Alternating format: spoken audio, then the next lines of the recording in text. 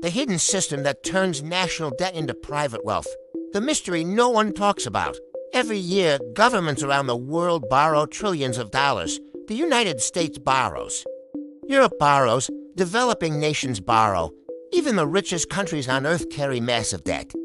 But here's the question almost nobody asks. If nearly every country is in debt, who is actually getting richer from it? Debt isn't just an accounting number. It's a system, a structure, a machine that quietly transfers wealth. National debt doesn't just fund governments. In many cases, it steadily creates private wealth.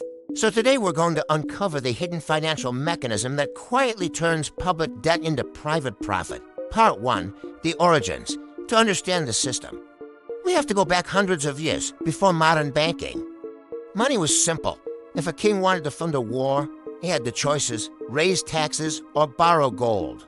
In 1694, the Bank of England was created, and it introduced a revolutionary idea. Governments could now borrow through centralized banking institutions that issued paper money backed by debt. Part 2, the rise. For the next centuries, government borrowing slowly expanded, but the real transformation happened in the 20th century. Two world wars forced governments to borrow at unprecedented levels, reshaping global finance forever. After the wars, debt didn't disappear. Governments rolled it forward. Issuing new debt to pay old debt, government debt became one of the safest investments on Earth. Pension funds and insurance companies depended on it. Part 3, the breaking point. In 1971, the Nixon shock ended the final link between money and gold. Money could now be created without physical backing.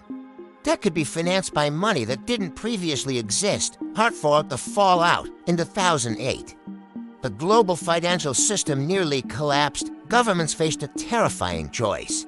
Central banks launched quantitative easing, buying trillions in assets. Asset prices soared, and wealth of owners increased. Part 5, the failed fixes. Economists proposed debt limits and austerity. But these fixes fail for one simple reason. Modern economies depend on debt. Government bonds are the backbone of financial markets. Part 6, the modern pattern. Today, global debt exceeds $300 trillion. The U.S. Treasury pays hundreds of billions in interest. Where does that money go? To bondholders' banks and wealthy individuals. The pattern repeats worldwide.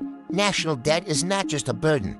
It is also a financial asset owned by investors. Every liability is someone else's income.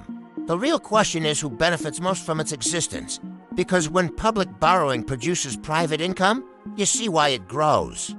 If you want to understand the hidden structures behind money and power, make sure to subscribe.